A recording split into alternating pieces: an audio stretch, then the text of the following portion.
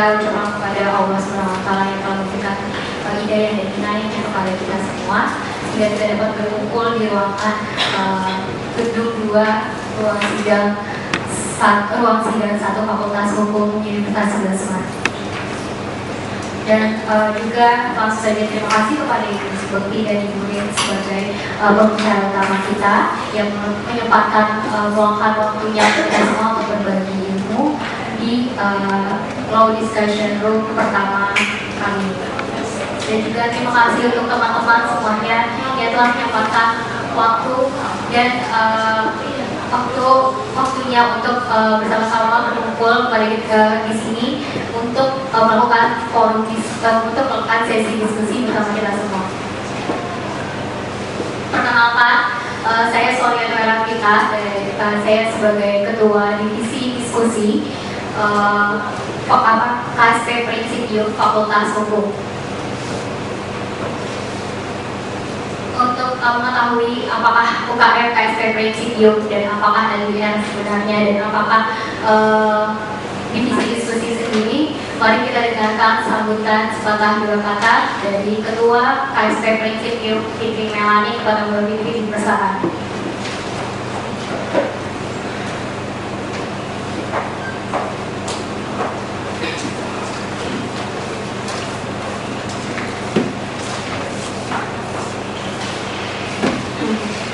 Assalamualaikum warahmatullahi wabarakatuh.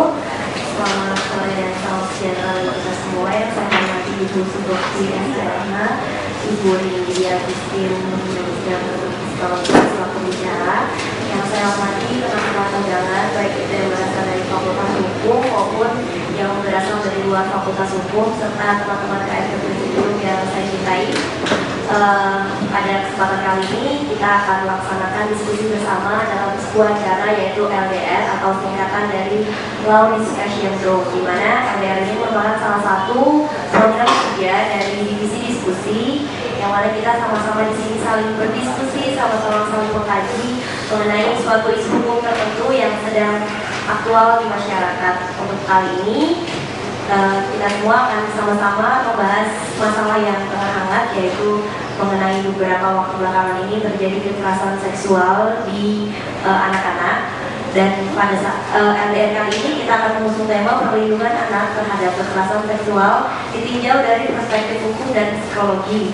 Kita tahu bersama bahwa anak-anak di sini merupakan penerus generasi bangsa. Ketika muncul sebuah tragedi yang melibatkan anak-anak seperti kemarin, tentunya sangat miris bagi kita untuk melihat hal tersebut. Maka dari itu, mari di sini kita sama-sama saling bertukar ilmu, bertukar pikiran dan bertukar pendapat mengenai kekerasan seksual terhadap anak-anak ini. Maka untuk itu langsung saja kita mulai berdiskusi. Semoga nanti apa yang kita harapkan dan apa yang kita inginkan diskusinya bisa tercapai. Kiranya itu saja yang bisa saya sampaikan.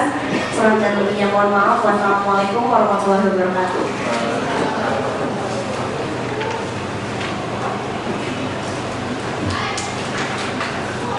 Terima kasih kepada Mbak Fitri Melani atas sambutannya. Untuk lebih lanjut, diskusi kali ini akan dipandu oleh moderator kita yaitu Adik Alberiza. Kepada Alberiza dipersilakan.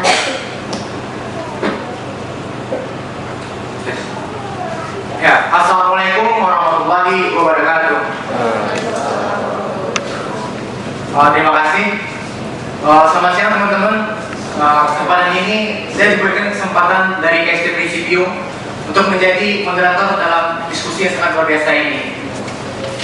Perkenalkan, nama saya Alberiza Widianto, mahasiswa Fakultas Hukum tahun angkatan 2013. Nah, dalam diskusi kali ini kita akan mengangkat sebuah tema atau lebih tepatnya judul, yaitu perlindungan anak terhadap kekerasan seksual ditinjau dari perspektif hukum dan psikologi. Nah, untuk itu di sini telah hadir dua dosen atau dua narasumber kita, yaitu yang pertama dari Fakultas Hukum sendiri ada Ibu Bekti. Selamat sore, Bu. Iya. Dan yang kedua ada dosen dari psikologi yaitu Ibu Rin Widya Mustin. Selamat sore, Bu. Ya, terima kasih Bu. Untuk mengawali diskusi kita, marilah kita melihat sebuah video tentang kekerasan seksual terlebih dahulu.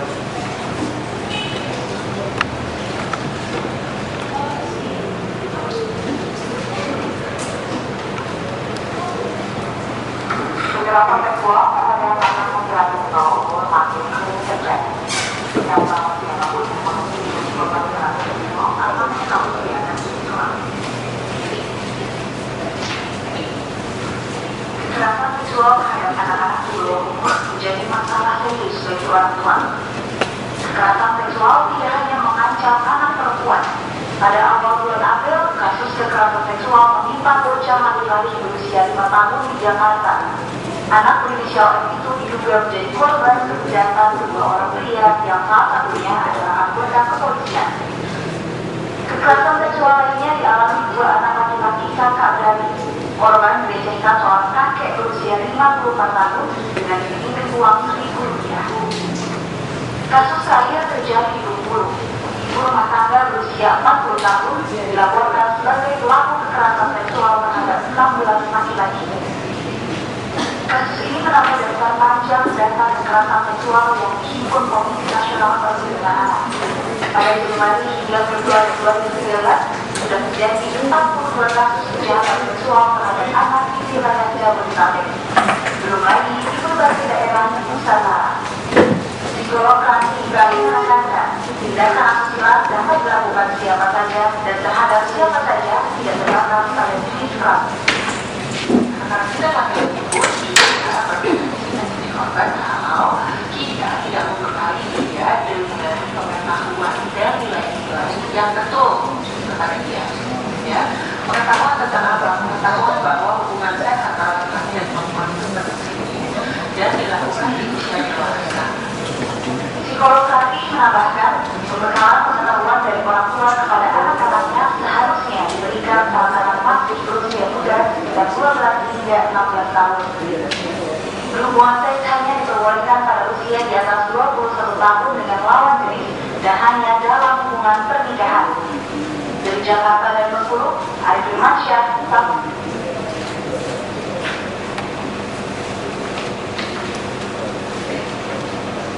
Ya, setelah melihat video tadi, apa yang ada di pikiran teman-teman sekalian? Apakah miris, sedih, atau terkejut? Tentu ini sangat mengejutkan sekali. Bagaimana mungkin di Indonesia yang negaranya mayoritas memeluk agama, yang memiliki agama maksud saya, itu melakukan hal-hal seperti tadi. Kekerasan seksual memang menjadi berita yang sangat booming di Indonesia saat ini. Kekerasan ini seperti menjamur yang selalu ada beritanya setiap hari. Ada kasus suatu daerah, lalu ada daerah lain. Hal ini sangat miris bagi sebuah bangsa besar seperti Indonesia. Contoh kasus yang besar itu seperti kasusnya daripada kasus Emon, kasus DIS, dan kasus-kasus di daerah lain. Hal ini membuat kita bertanya, di mana janji-janji kemerdekaan yang dulu diucapkan para founding father? Di mana janji-janji yang telah diucapkan dalam undang-undang kita bahwa perlindungan untuk semua warga negara? Sedangkan anak-anak bangsa sendiri mendapat tindakan yang sangat menajiskan seperti itu. Untuk itu kita akan mendiskusikan permasalahan ini dengan dua narasumber kita. Kita beralih ke Ibu Sukti terlebih dahulu dari perspektif hukum ya Bu. Menurut Ibu, apa sih yang menyebabkan hukum tidak mampu mencegah hal yang terjadi itu? Sementara kita tahu dalam Undang-Undang Nomor 23 Tahun 2002 itu sudah ada diatur pelindungan buah kandang, dan saya rasa juga hukuman yang diberikan itu cukup berat ya, 15 tahun ya Bu ya, yang maksimalnya. Namun kenapa hukum seperti tidak mampu untuk mencegah hal yang terjadi? Kira-kira apa terjadi dengan hukum di Indonesia saat ini Bu? Bisa ya? Ada di mana saya sampaikan, dikatakan bahwa sebetulnya kalau kita lihat tentang kekerasan seksual khususnya pada anak-anak yang akhir-akhir ini marak, dan itu kalau ada perhatikan sebenarnya kayak fenomena gunung es ya. Kasus itu mencuat itu dengan awalnya kalau kita cermati dalam arti pemberitaan yang diberikan itu ternyata diawali dari adanya dugaan kasus pelecehan seksual yang terjadi di Jakarta International School. Kemudian ternyata dari perkembangan itu saya sangat merinding karena ternyata juga nggak saya bayangkan ternyata kemudian dengan mencuatnya kasus yang di JS itu kemudian banyak bermunculan, dan yang saya kemudian berpikir ada kasus di Sulawesi itu ada seorang anak kecil yang kemudian dia melihat berita di televisi tentang kasus JS itu, dia tanya ke ibunya, ibu apa sih itu pelecehan seksual, dia bilang gitu. Kemudian ibunya jelasin dengan bahasa yang sederhana, dan akhirnya anak itu bilang kalau itu saya juga pernah, saya pernah dilecehkan, intinya seperti itulah. Bahwa kemudian terungkap bahwa ternyata pelakunya itu adalah yang sama, kira-kira adalah penjaga suatu madrasah ya, kayak itu, dan itu korbannya juga banyak sekali. Jadi saya setelah itu maksudnya, kemudian tadi kemudian dengan dan dikatakan kalau kita cermati dari perspektif hukum, sebetulnya kita sudah banyak dan punya peraturan perundang-undangan yang sangat-sangat bagus, sangat-sangat lengkap, yang tujuannya adalah melindungi anak-anak khususnya, atau termasuk dalam hal ini adalah melindungi anak-anak dari kekerasan seksual. Tapi kemudian pertanyaannya, mengapa dengan banyaknya peraturan yang ada, ketentuan undang-undang yang ada, kok tidak mampu sih mencegah? Intinya kan semacam itu. Nah, hal itu salah satu penyebab atau terjadinya kok sudah ada aturannya bagus, ada ancaman pidananya, itu bahkan di dalam Undang-Undang Perlindungan Anak 23/2002 itu ada sanksi minimalnya, di mana sanksi minimalnya adalah 3 tahun penjara dan maksimal 15 tahun penjara. Kalau kita bicara undang-undang khusus kan, dalam hal ini ada spesialis mungkin ya, adik-adik dari Fakultas Hukum tahun ini, kekerasan seksual di samping diatur di dalam ketentuan hukum pidana yang umum di dalam KUHP, sebetulnya juga diatur dalam beberapa ketentuan yang sifatnya khusus. Nah, kalau suatu perbuatan itu diatur dalam aturan yang sifatnya umum dan yang khusus, maka dalam hukum pidana berlaku asas lex specialis derogat legis generalis. Artinya, kalau terjadi kasus seperti itu, maka harus diterapkan aturan yang sifatnya khusus. Dan aturan yang sifatnya khusus itu biasanya sanksinya atau ancaman sanksinya itu lebih berat. Masalahnya adalah ternyata saya memang belum melakukan penelitian, tapi pengamatan selama ini bahwa ternyata belum ada responsif terhadap anak, artinya kepedulian aparat penegak hukum khususnya hakim, karena hakim ini sebagai filter terakhir dalam terjadinya kasus kekerasan seksual terhadap anak. Filter yang pertama adalah aparat penegak hukum, dalam hal ini kepolisian, yang nyaring dulu anak yang diduga misalnya melakukan tindak pidana pelecehan seksual itu bisa dibawa ke pengadilan atau enggak. Itu misalnya yang pertama kan kepolisian sebagai penyidik, kemudian yang terakhir dari penuntut umum sampailah ke hakim atau pengadilan. Nah, ternyata selama ini tidak atau belum ada kepedulian dari aparat penegak hukum khususnya hakim untuk memaksimalkan ancaman sanksi yang ada di dalam peraturan perundang-undangan itu. Nah, kalau Anda cermati di dalam beberapa pemberitaan, adanya wacana dari KPAI misalnya bahwa kalau itu ancaman pidana terhadap pelaku kekerasan seksual khususnya terhadap anak, ini ancamannya harus diperberat, bukan lagi minimalnya itu 3 tahun misalnya, tapi harus minimalnya 15 tahun gitu. Boleh-boleh aja ya, kalau kita bicara itu kan boleh-boleh aja, sah-sah aja, itu usul bagus kan. Tapi harus kita perhatikan bahwa ternyata dengan sanksi yang minimal 3 tahun kemudian maksimal 15 tahun itu sebetulnya dari kacamata teoritis, kalau itu diterapkan secara konsisten oleh hakim khususnya, itu akan bisa membuat efek jerah. Cuma masalahnya tadi kembali bahwa ternyata dalam penegakan hukum itu belum dilakukan dengan maksimal. Intinya seperti itu, Mas. Terima kasih Bu. Jadi kita bisa tangkap ya, ternyata penegakan hukum itu belum maksimal, apakah itu dari kepolisian atau dari pengadilan itu sendiri. Nah, apabila kita melihat dari perspektif psikologi ya Bu, sebenarnya ada apa sih dengan mental manusia Indonesia saat ini? Bagaimana mungkin misalnya seorang keluarganya sendiri, apakah itu kakeknya, melakukan kekerasan dan seksual terhadap cucunya seperti itu. Sedangkan mereka berada dalam satu keluarga yang mungkin bertemu setiap hari.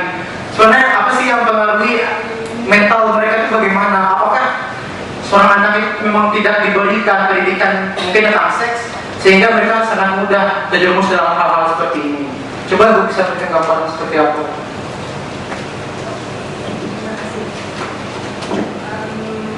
Kalau tadi mungkin dari dunia hukum ya, mungkin saya agak tentunya berbeda ya dari dunia kalau Suatu bentuk perilaku yang sudah menjadi dibiasakan sehingga dia cenderung bersikap terbuka, bahkan itu tentang perasaan gitu. Oh, nggak semua anak loh gampang terbuka, tapi itu sebuah yang diajarkan. Nah, yang terjadi adalah di zaman-zaman mungkin kau kecil untuk perkembangan anak gitu ya, untuk mengajarkan pola keterbukaan ini yang tidak mudah. Kenapa? Orang tua itu mindsetnya adalah salah benar. Banyak khawatirnya ke anak, betul maksudnya baik bukan? Baik, gitu. Tetapi ketika muncul perilaku anak yang negatif lah gitu, ataupun apa itu sudah langsung khawatir, yang itu nanti salah gitu ya. Begitu dia menceritakan, dia kamu cerita sama aku gitu dia, waktu tadi nyolong sebenarnya temanku, mama ya, karena ya ini yang dilakukan orang tua. Tapi dia terus mengharapkan anaknya terbuka. Sebenarnya ketika itu terjadi ada dua fungsi. Yang satu mengarahkan pola keterbukaan tadi, itu yang membuat paling aman nih. Karena apa? Orang tua gak terus ngikutin anak kemana dia pergi, ya kan? Anak bisa mengamankan dirinya sendiri untuk kemudian dikasih bekal biar dia mampu menghadapi semuanya, gitu kan? Nah, pola yang kemudian muncul tadi, begitu anak menceritakan satu kesalahannya, orang tua cenderung bergerak itu salah, itu dimarahin. Nah, di kemudian hari ini sulit lagi terbuka nih. Ini pola yang diajarkan seperti itu. Sebenarnya kualitas yang lebih besar ada di sana. Ketika orang tua anak cerita maksudnya tentang perilaku salahnya, ini yang terjadi kalau orang tua marah dan kemudian menghukum, anak belajar bahwa perilakunya itu dihukum dari orang tua. Jadi hukuman itu datang dari orang tua ke anak. Sebenarnya di situ sedang dia belajar sebenarnya adalah bahwa itu bukan bermakna hukuman, tetapi tanggung jawab. Di mana ketika dia melakukan kesalahan, yang perlu dipahami itu adalah latar belakangnya sebenarnya. Nah, setelah itu anak akan mendapatkan konsekuensinya. Nanti penjelasannya di dalam bahasa anak untuk menjelaskan bahwa kamu sudah melakukan, misalnya dia mencurangi teman gitu. Dia bisa diajak untuk ketika dia melakukan itu, kira-kira apa yang terjadi dengan temanmu? Diajak mulia, kiri depan, perasaannya gimana, seandainya kamu digitukan, menyanyikan, yang dilihatkan. Ini yang kemudian pertanyaannya sering muncul di teman-teman media wartawan itu dari kok berani ya, kok tega ya. Teganya itu kan pembelajaran itu berasal dari sana loh, ketika anak-anak itu. Jadi bukan judul hukumnya salah benar diajarkan ke anak, tetapi apa sebenarnya makna dari perilaku yang dia lakukan gitu. Menyakiti temannya, melanggar hak asasi orang lain, misalnya ngambil barang orang lain tidak bilang, apa yang dirasakan oleh kamu temannya kalau kamu ngambil barangnya tanpa bilang-bilang. Nah, ini yang kualitatifnya diajarkan oleh orang tua. Berikutnya nanti bahkan anak belajar bukan hanya terbuka, tetapi bahkan konsekuensi dari perilakunya itu adalah belajar tanggung jawab. Alih-alih punishment adalah asalnya dariku untukmu gitu. Itu sudah merusak hubungan kualitatif anak dan orang tua akhirnya. Nah, karena orang tua berfungsi untuk menilai kamu salah, dihukum, hukumannya dariku padamu gitu. Jadi anak bukan belajar bahwa oh aku melakukan sesuatu nih yang melanggar menyakiti orang lain, maka aku punya tanggung jawabnya adalah menerima konsekuensinya dari perilakunya, itu belajar tanggung jawab. dari momen itu aja berapa kualitas yang sudah diajarkan, keterbukaan, belajar tanggung jawab, alih-alih belajar yang lainnya, merusak hubungan, ya tergambar nggak kira-kira aja gitu ya. Nah, ada tadi kamu nanya apa lagi tadi? Ya, tapi kalau buat yang mungkin orang tuanya sempat punya waktu, Bu. Tapi kan nggak semua orang tua itu punya waktu. Kita lihat contohnya banyak kok di sekitar kita. Anak kecil itu cuma tinggal di rumah mungkin sama kakek neneknya, ibunya ngapain ya? Kamu nggak sedang nyindir kita kan? Kalau merasa guru kunci bapaknya minta sama maju di mana nggak tahu kan.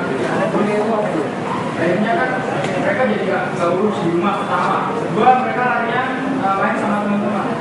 Terus jadi mungkin entah mereka sadar atau enggak. Saya mau tanya buat teman-teman yang di sini, buat yang cowok. Iya, udah pernah belum main di lapangan bareng sama teman-teman?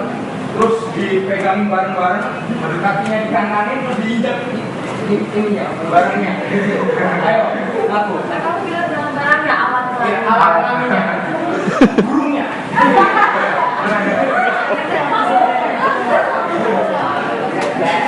Ya, pasti udah pernah. Nah, mereka sadar apa belum? Bagaimana apa penanggulangannya itu? udah kan? Nah, kamu lanang bukan karena kamu dinamai lanang terus kamu pakai anjing kan? Pak, begini, kan nggak tahu ini dari mana. Tahu-tahu di situ. Iya, kamu itu begini Bu. Kamu harus bilang Ini di jin Bu. wes, gini loh. Orang tua harus bekerja, iya Mbak Mutia. Iya kan, iya. Sebenarnya kalau kamu mau lihat, saya mau melihatkan dulu. Kira-kira nih, ibu yang di rumah nungguin anak seharian. Ada nggak? Ada. Nah, iya. Sebenarnya persoalannya ada, bukan ada di berapa banyak dia bersama anak. Ya, tapi bahwa anak ini dikonsep bisa dibekali. Jadi dijamin orang tua nggak mungkin terus nonton di anak di foto lagi. Ya kan? Yang namanya orang tua itu nantinya itu tugasnya bukan melindungi anak dimanapun dia berada, tetapi membekali anak mampu menghadapi dunia. Ya nggak? Tepuk tangan dulu dong buat orang tua. Nah, sejauh mana nih dibangun ini pembekalannya ini? Seperti saya ya kerja, saya bukan kerja, tapi saya akan tahu apapun yang terjadi dengan anak saya seharian ini, gitu. Di sekolah gimana ceritanya? Ya kan? Berapa waktu? Mungkin 30 menit sebelum dia tidur, itu waktu kualitas sekali. Nah, dia menceritakan bahwa nanti pun di sini man, saya kok bilangnya man, kamu, aku suka manggilnya man, biar kamu kelihatan manang sebenarnya. Men. Indonesia. Men. Iya kan? Ya, oke. Ketika itu terjadi, bahkan kualitas tadi untuk mengetahui segala bahkan perasaan-perasaan yang mungkin bahkan tidak dilakukan orang tua yang bersamanya seharian. Gitu. Jadi ketika dibenturkan dengan situasi, nggak mungkin orang tua nggak bekerja ya. Kalaupun nyuci, mau jadi dosen, mau jadi pedagang, mau tapi fungsinya tetap berjalan gitu. Nah, tadi maksudnya untuk menggali di anak itu bahkan dia bisa anak itu baru cerita gini, waktu di lomba, kalau jadi itu sampai dia didengarkan dengan penuh minat itu sudah menjadi luar biasa. Lain kali dia cerita lagi bahkan detailnya itu keluar. Lah sudah pas lomba, kita cuma emang satu bayangkan perasaan ibu, gitu kan? Iya kan, itu kualitas gitu. Jadi nantinya kalau bahkan terjadi sesuatu yang dia enggan menceritakan, ada tanda-tandanya.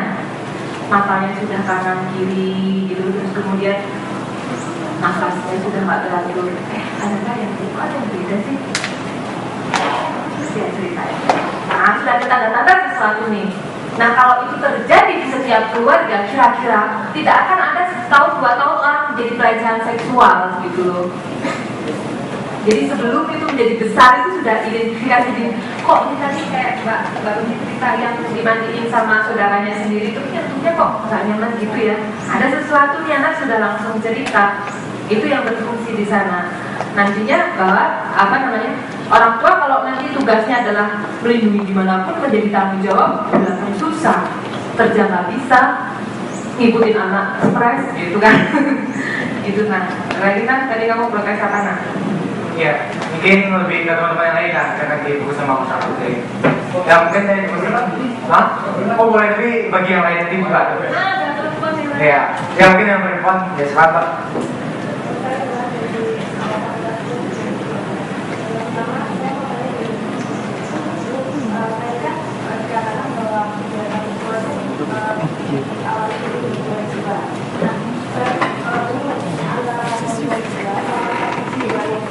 Jadi nggak apa-apa.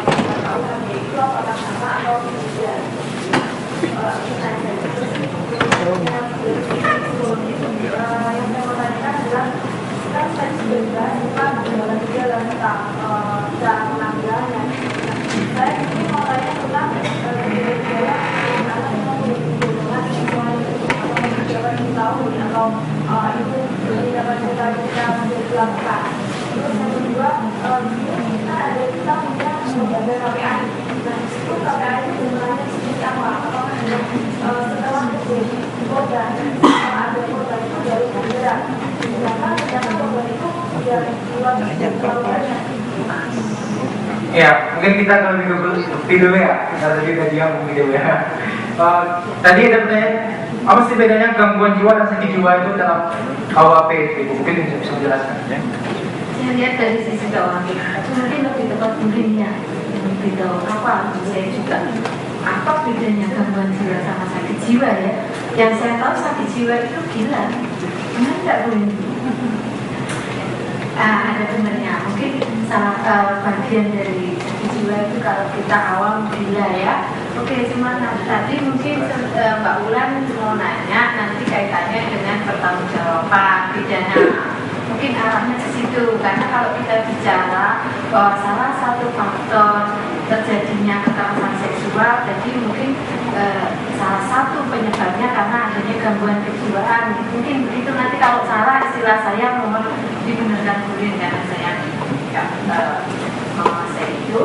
Nah, kemudian di dalam ketentuan pasal 44 KUHP itu di mana di situ dikatakan bahwa apabila seseorang itu mengalami gangguan kejiwaan sejak lahir atau dia cacat dalam pertumbuhannya, maka itu bisa menjadi salah satu alasan penghapus pidana kan gitu toh. Nah, kemudian kita maknai sebenarnya dalam hukum pidana atau dalam kaitannya dengan pertanggungjawaban pidana oleh pelaku tindak pidana termasuk kekerasan seksual dalam hal ini adalah bahwa sebetulnya pembentuk KUHP itu mau bilang begini loh, Anda semua ini kita anggap itu sehat dan mampu bertanggung jawab. Saya rasa semua setuju toh, daripada dianggap tidak sehat. Nah, artinya kemudian KUHP kita kalau dalam tataran yuridis kita katakan menganut pertanggungjawaban yang negatif. Setiap orang itu dianggap mampu bertanggung jawab kecuali dibuktikan sebaliknya. Nah, pembuktiannya yang sebaliknya tadi kriterianya ada di pasal 44, yaitu dia cacat sejak lahir, dia mengalami kecacatan sejak lahir, nanti dia dijelaskan dulu yang tepat. Kemudian dalam pertumbuhannya, dalam pertumbuhan dia, itu dia mengalami gangguan kejiwaan. Nah, maka kalau boleh saya contohkan, tapi kalau contoh kejahatan seksual nanti biar boleh tepat. Saya katakan salah satu contoh adanya gangguan kejiwaan yang itu bisa dipakai sebagai alasan penghapus pemidanaan itu adalah gangguan kejiwaan yang kita kenal dengan istilah kleptomani. Ada yang kulit kleptomani itu kira-kira intinya adalah orang yang punya dorongan untuk mengambil barang milik orang lain, tapi intinya bahwasanya barang yang diambil itu tidak punya nilai yang berharga. Seperti itu. punya nilai, tapi artinya iya. Iya. Makanya saya mengatakan bahwa misalnya itu seorang penderita kleptomani, gangguan kejiwaan yang berupa kleptomani, kemudian dia itu jalan-jalan di pasar. Kalau orang Jawa ada kan istilah mutil ya. Mutil itu ngambil barang yang ngemplang itu beda, ngemplang itu tambah nyaut sih. Kalau mutil itu dia ngambil nggak bayar, tapi dia juga ngambilnya kayak ambil sambil lalu gitu ya. Nah kalau itu bisa dibuktikan sebagai alasan penghapus pidana, karena itu memenuhi ketentuan pasal 44. Tapi beda kalau dia melakukan pembelaan bahwa dia menderita kleptomani, nyolong motore koncone. Nggak bisa orang nyolong motor itu dia memakai alasan saya tidak mampu bertanggung jawab karena saya menderita kleptomani. Nggak bisa, beda. Tahu bedanya ya? Artinya kalau ini sengaja gitu loh. Orang nyuri motor itu pasti sengaja gitu loh. Yang mutel tadi dalam nanti kalau kita bicara sengaja kuliah kan, artinya dia karena ada gangguan itu dia refleks aja ngambil gitu loh. Dan saya punya pengalaman, teman saya itu juga penderita kleptomani. Dia ngambil misalnya jajan sama saya waktu SMA, buku saya diambil, masukin tas saja. Padahal kita punya buku sama bahasa Jerman, tapi buku saya juga dimasukin dia karena saya tahu dia penderita kleptomani. Pulang saya cari rekamannya, tak ambil, dia nggak akan alok atau bunga-bunga itu kehilangan. Nah dia menurut saya itu kleptomani. Itu tulis bukunya. Bedanya boleh. Bedanya boleh. Iya.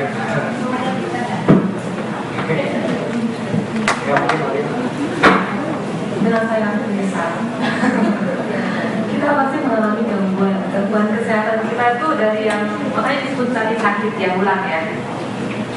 Kita tuh punya masalah persoalan beda bahasa antara istilah bahasa Inggris dan bahasa Indonesia. Sebenarnya kalau di bahasa Inggris itu disorder itu dengan personality disorder itu yang dikatakan sakit jiwa gitu.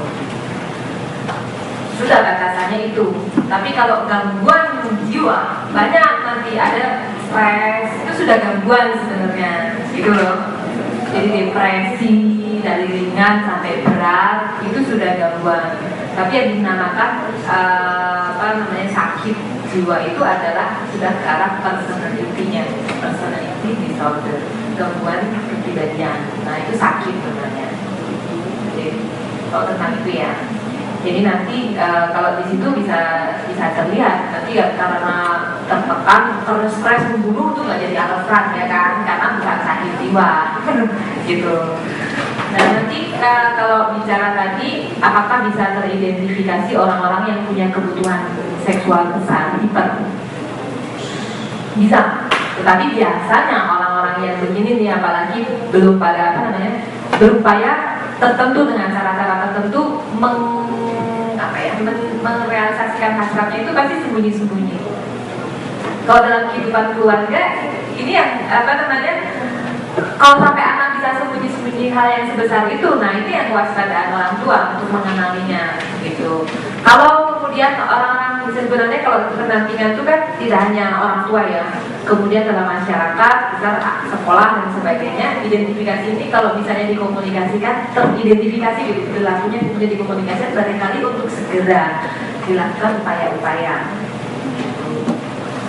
Itu tentang persoalan yang kedua tentang apakah terkenali atau tidak orang-orang yang punya dorongan hiper. Tadi pertanyaan berikutnya KPAI ya. Nah sejauh ini yang saya tahu ya, KPAI memang terlihat untuk melakukan action di mana ada laporan.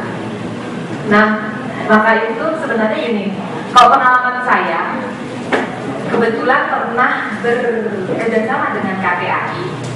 Karena sebenarnya ketemu tidak sengaja dalam aktivitas itu, kemudian bersambung dengan program yang kita lakukan. Kebetulan psikologi waktu dulu tahun 2011 itu melakukan seperti upaya untuk membangun kesehatan mental anak. Nah di situ tuh karena kita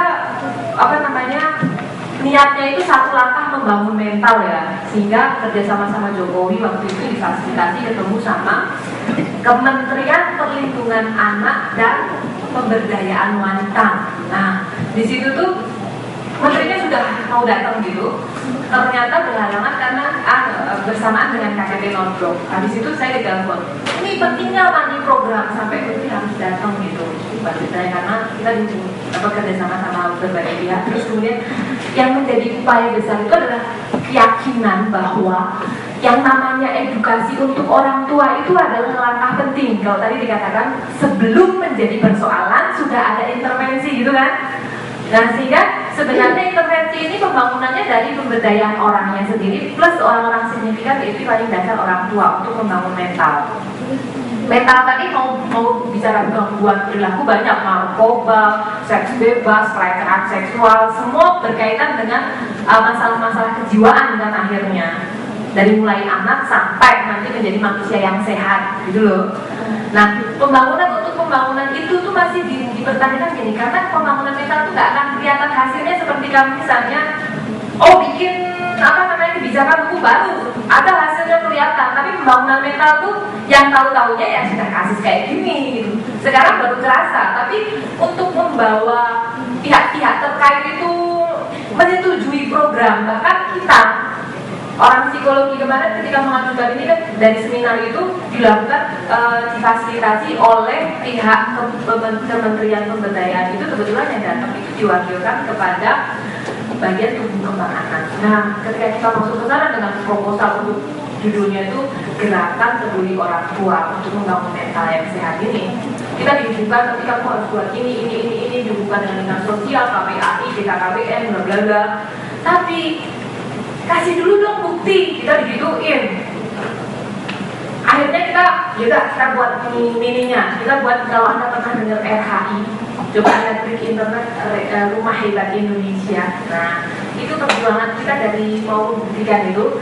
Ini hasilnya sudah 2 tahun nih, 2011, sekarang 2014. Kita akan komunikasikan lagi kepada pihak-pihak dinas sosial, perlindungan anak-anak.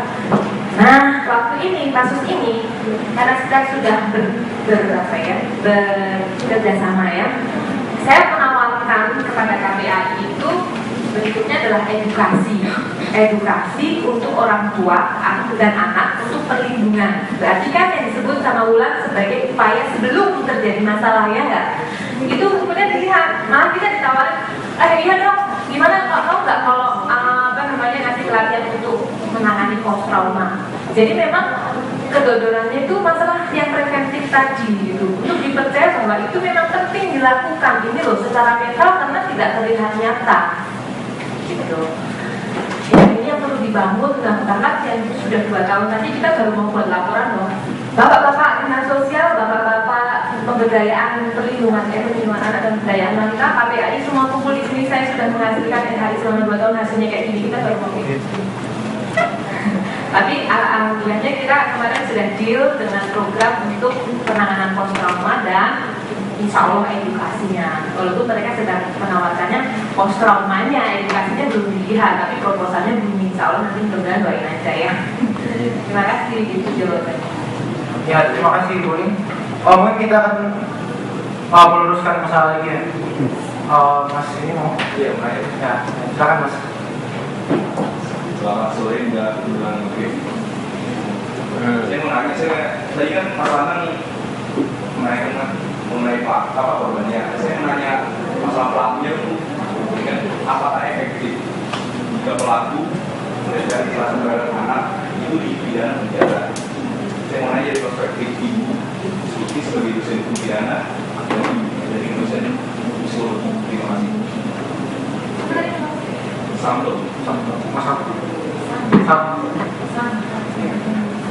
Ya, jadi Mas Samto banyak kan efektif nggak sih sebenarnya pidana penjara terhadap pelaku kekerasan seksual? Mungkin Bapak Kim bisa lebih dulu. Oke, Mas Samto, kita bicara pelecehan seksual terhadap korbannya anak, pelakunya bisa orang dewasa, bisa anak-anak juga kan. Yang jadi masalah adalah bagaimana kalau pelakunya anak-anak, apakah dengan penjatuhan sanksi yang berupa pidana penjara khususnya itu efektif? Saya jawab dan saya tegaskan bahwa kita sepakat, bahkan pembentuk undang-undang juga sepakat bahwa sebetulnya tidak hanya terhadap pelaku kejahatan seksual yang dilakukan atau pelakunya anak-anak itu efektif dengan pidana yang berupa penjara.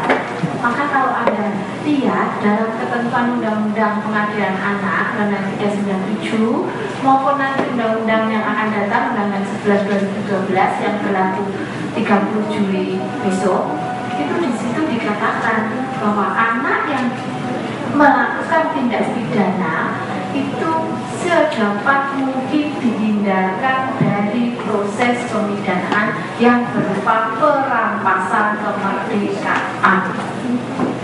Kalau Anda baca di Undang-Undang 397 di situ masih dikatakan batas usia minimal pertanggungjawaban itu 8 tahun ya. Tapi dengan judicial review yang diajukan oleh KPAI dan sebagainya tahun 2010 itu dengan putusannya nomor 1 Mahkamah Konstitusi tahun 2010 di situ di amandemen intinya bahwa hanya anak yang sudah berusia 12 tahun yang bisa dibawa ke ranah peradilan atau pengadilan pidana. Itu intinya. Bahkan di situ ditegaskan dalam Undang-Undang 397 bahwa sedapat mungkin bagi hakim penjatuhan pidana penjara itu sebagai upaya terakhir. Artinya kalau masih ada upaya lain yang tersedia, ada tindakan kan dikembalikan ke orang tua atau diserahkan ke negara, maka itu yang harus diambil dulu. Jangan dijatuhi dengan pidana penjara karena nggak akan ada kebaikannya bagi anak. Dan satu lagi, perkembangannya yang membuktikan bahwa negara juga tidak menganggap efektif penjatuhan pidana penjara adalah ketentuan adanya diversi dalam Undang-Undang 11 2012. Jadi kalau nanti sudah berlaku Undang-Undang 11 2012 tentang sistem peradilan pidana anak, maka anak-anak yang melakukan tindak pidana apapun hanya batasannya, ancaman pidananya di bawah 7 tahun, maka penegak hukum dari tingkat polisi sampai hakim wajib mengupayakan diversi penyelesaian di luar pengadilan.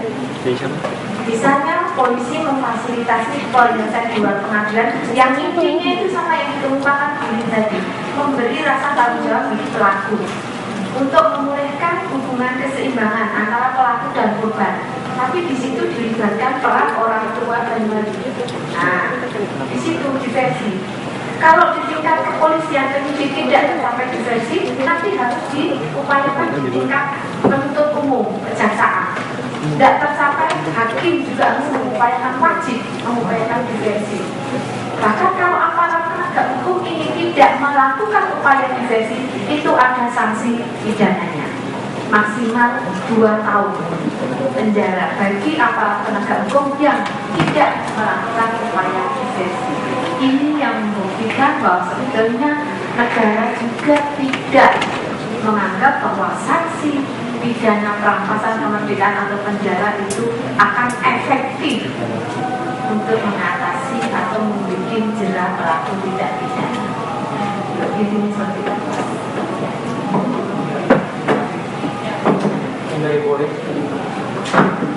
Ya, sebenarnya masnya Santo. Oke, kalau tadi saya lihat untuk anak ya, barangkali kalau di pidana mungkin bukan hanya tidak ada garisnya ya, tapi barangkali malah justru mengatakan perkembangan mental yang lebih berat lagi. Mungkin tadi kalau saya sedikit nyawat ke hukum, ada situasi kebijakan di mana dipertimbangkannya adalah kondisi mental dari pelaku. Kalau mungkin tadi Anda tidak telah berangkat datang, sebenarnya kita sudah bahas. Kalau dibayangkan begini, efektif nggak kan ya? Kalau misalnya dia dengan kondisinya latar belakang dia melakukannya atas gangguan jiwa, apapun ya, apakah kelainan seksual dengan atau parafilia macam-macamnya dengan cenderung ke anak itu.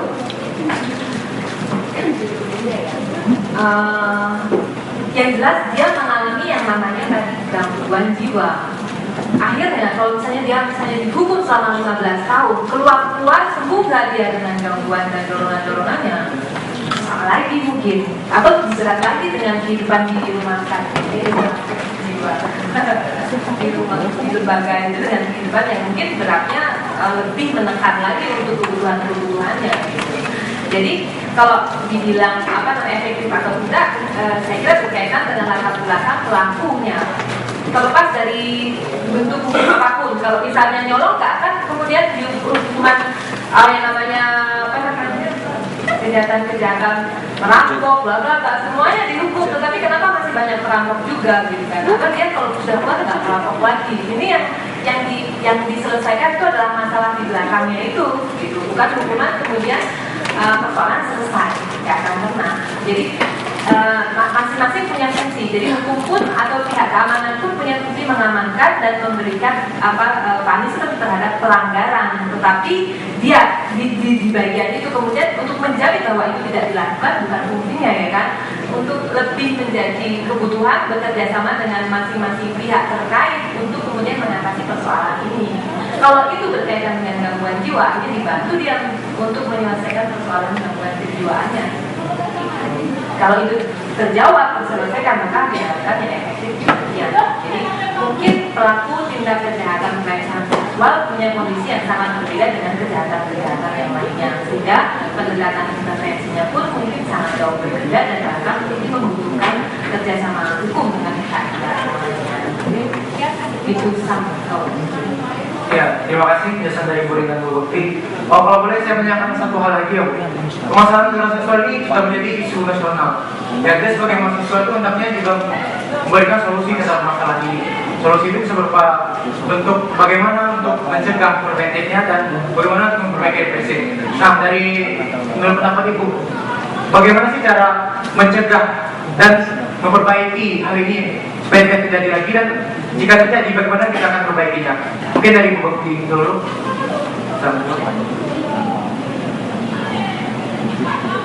Kalau kita bicara dari sudut atau perspektif hukum, sebetulnya hukum di sini tidak bekerja kalau itu sudah terjadi represif kan gitu. Kalau itu maka di dalam catatan saya katakan bahwa untuk mengatasi perilaku atau kejahatan seksual itu di mana saya katakan anak itu sebagai korban dan pelaku itu sebenarnya bisa ditanggulangi dengan dua cara, yaitu dengan sarana penal dan non penal. Nah, sarana penal itu artinya yang bersifat represif, bahwa itu sudah terjadi kali ini. Nah, kemudian bagaimana bentuk pertanggungjawaban pelaku, kemudian bagaimana perlindungan hukum yang harus diberikan oleh pelaku itu diatur dalam beberapa ketentuan peraturan perundang-undangan di dalam hukum pidana. Di mana di dalam makalah ini ada salah sedikit ini karena di dalam penal halaman 6 itu dalam penyelesaian yang pelaku kekerasan seksual dengan sarana penal itu maksudnya dengan sarana yang melalui hukum pidana itu sebenarnya bisa dilakukan dengan dua cara, yaitu yang pertama bukan dilaksanakan di pidana karena ini sebenarnya saya pakai restoratif justice. Jadi penal itu yang pertama adalah dengan ius constitutum, artinya hukum positif yang ada saat ini yang dilaksanakan itu diganti ius constitutum, artinya bahwa itu pencegahan dalam arti represif sudah terjadi itu bisa ditanggulangi dengan penerapan sanksi bagi pelaku. Penerapan bagi pelaku itu bisa berupa sanksi pidana, bisa juga tindakan kan gitu. Kalau anak-anak itu jelas itu tetap untuk memberi kepastian hukum tetap harus ada sanksinya seperti itu toh. Tapi kemudian kalau itu anak-anak ataupun kalau itu pelaku itu mengalami gangguan jiwa harus ada juga upaya hukum atau rehabilitasi tadi. Itu intinya seperti itu. Nah kemudian yang kedua yang ini tidak di sini saya tidak itu sebenarnya ada yang ius constituendum. Artinya ini untuk mewadahi bahwa ada kemungkinan itu hukum yang sudah ketinggalan zaman, maka kemudian ada hukum yang dicita-citakan. Tadi dari sudutnya Burin katanya bahwa sebetulnya kalau pelaku kejahatan seksual itu intinya bukan dipidana kan, tapi harus direhabilitasi itu dulu. Nah makanya kemudian bagaimana merumuskan hukum pidana yang akan datang, intinya menitik beratkan pada yang namanya tindakan atau material seperti itu. Nah, kemudian sarana penanggulangan yang kedua adalah dengan sarana non-penal. Non-penal ini menjadi ranah kita semua, khususnya adalah bullying misalnya, bahwa di situ untuk mencegah itu harus diupayakan kesehatan masyarakat gitu. Nah kalau kita bicara tataran hukum, non-penal harus bicara sebab-sebab terjadinya kejahatan itu. Maka kita lihat dari sudut kriminologi ya gitu. Kriminologi kan mencari sebab-sebab mengapa terjadi kejahatan itu yang harus digarap dulu ya. Nah itu tidak bisa digarap dari perspektif hukum semata, tapi perlu kerjasama campur tangan dengan pihak lain. Intinya. Ya mungkin dari psikologi. Saya apresiasi dulu ya kalian, mungkin event ini pun menjadi suatu tindakan untuk peduli. Tepuk tangan untuk kalian semua ya. Barangkali di sini kalau dibilang kita membahas bukan untuk memperkarakan, tetapi mencari suatu pengalaman yang kita mungkin rekomendasi. Kalau kita mungkin peluang untuk kemudian naik ke atas, maksudnya orang-orang yang punya power itu yang berkuasa untuk kemudian mensupport dan mendorong kita sehingga bisa melakukan action seperti yang tadi saya ceritakan, di antara kita kerjasama dengan KPAI dan berjalan. Tapi di sini kalau mau dibilang tadi, kalau dibilang apa punya mungkin saja bisa menjadi pelaku potensial. Nah kalau saya dibilang mulai dari kita sendirilah, ketika situasi seperti ini terjadi, berangkatlah dari Anda sendiri. Kalau sejauh yang bisa Anda lakukan, kalau mau bersuara di atas mungkin belum memungkinkan gitu. Bersuara pun mungkin kalau kita ngomong pakai apa namanya yang orasi terus apa sih yang protes dalam segala wujudnya, barangkali terpuji ketimbangan lagi mendingan merumuskan program yang lebih jelas, berkolaborasi dengan misalnya orang hukum, kerjasama dengan psikologi, dengan kriminologi, barangkali itu memberikan jawaban suatu program yang bisa direkomendasikan, tadi wartawan, suarakan. Tapi kalau sejauh yang Anda bisa misalnya di sekelilingmu punya anak-anak ataupun wacana yang Anda tahu mungkin dari sini dengan pendidikan usia dini, barangkali Anda mengajari anak-anak itu sendiri yang Anda kenal, itu satu langkah yang paling awal. Berikutnya adalah kalau yang sekarang yang mau saya sentuh adalah kita sendiri. Punya dorongan seksual nggak? Ya. Bagaimana mengelolanya? Belum tahu. Atau masih bingung? Atau punya masalah juga? Nah biasanya pelaku-pelaku ini pun secara psikologi itu nggak ada yang kemudian jarang-jarang orang dengan parafilia macam-macamnya ya, mulai dari apa namanya sadisme, masokis dan sebagainya dengan fetinisme atau semuanya. Itu tidak ada yang berupaya kemudian mencari bantuan. Tapi saya yakin dengan semua yang ada di sini punya dorongan seksual, mungkin perlu mencari strategi untuk mengelola diri. Ya, kalau saya tunjukkan di Anda masa remaja, dorongan pasti ada, punya besar, iya, karena kematangannya terjadi. Berbeda mungkin dengan orang-orang yang sudah punya keluarga ya, punya salurannya sendiri. Saya akan berikan sebelum berarti masih bisa strategi untuk mengelola itu. Kalau dikatakan muara dasarnya itu ada di drive dorongan. Setiap dorongan sebetulnya cuma satu, apa? Dipuaskan, ya enggak? Disalurkan.